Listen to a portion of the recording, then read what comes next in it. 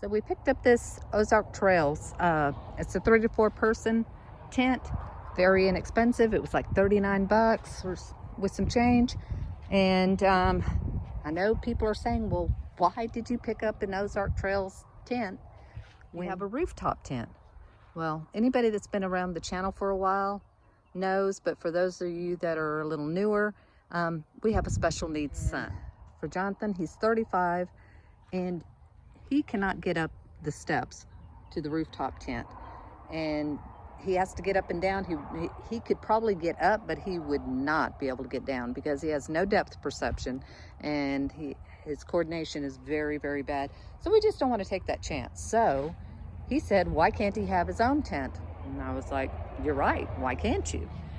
But he's not a big lover of camping. So we really didn't want to go spend several $100s or more on a tent that he may or may not be using very often. But we do have a big trip coming up that Jonathan, myself, and a friend are going to be doing an overlanding trip to the Flint Hills in Kansas. And we're doing the back road thing, and so there's going to be a lot of camping, and we're going to try to stay at mostly the state fishing parks, I think it is.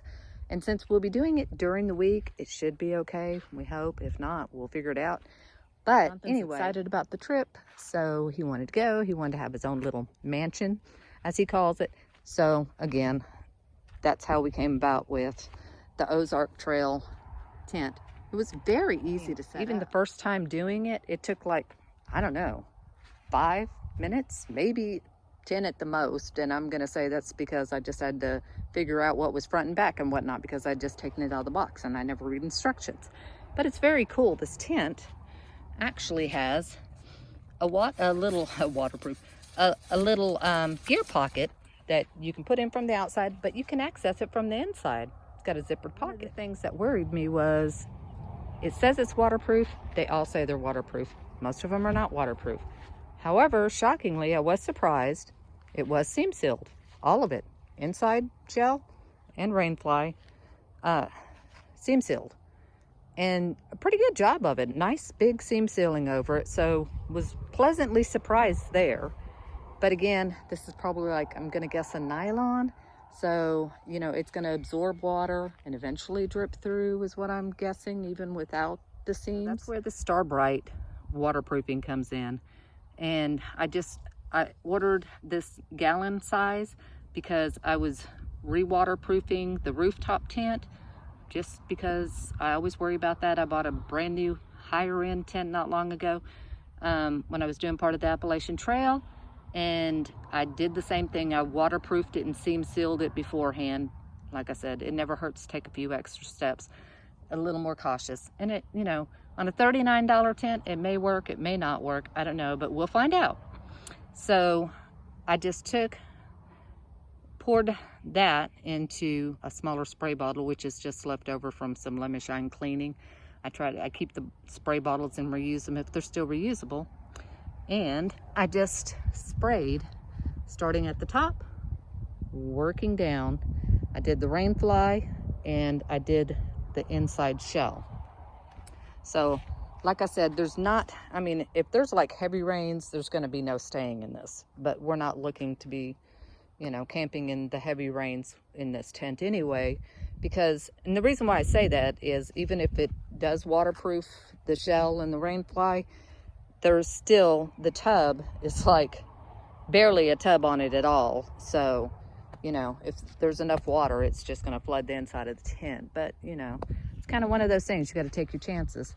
So, like I said, waterproofing, just started at the top and try to spray in a motion like that. And I, obviously when I did it, I started all the way at the top, but it's already got a full layer on. So this is just a little extra, and you want to make sure you get a good layer on there, because it doesn't do any good if you miss any spots. And again, like I said, it may do some good, it may not do any good, but we'll see. We're going to take it on a few camping trips. In fact, we're leaving next week for one, just a little state park that's, you know, a couple of hours away. So Jonathan's going to try his mansion, as he calls it, and we'll let you know how it holds up and how it does. And this is the packaging, the little bag that it comes in. It's for the size of the tent. The bag is not that big. And like I said, I know it's not high end. It's not going to be like, you know, we're going to use this for years and years to come, probably.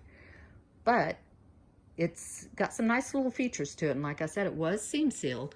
And it's got a little tablet bag that you can hang from the ceiling. It's got gear pockets inside. It's got the little gear storage on the outside, which I thought was impressive. And then it also has the port where you can run your cable in if you're using electric or whatever, which we're not. He'll take his Jackery. He takes it everywhere. There you go. If you were wondering what the 4-person dome tent from Ozark Trails looks like when it's set up, I showed you on the outside. I can do one more from a distance so you can see it a little better if you'd like. And we'll see. I will keep you posted. I will give you a full review after it's been used.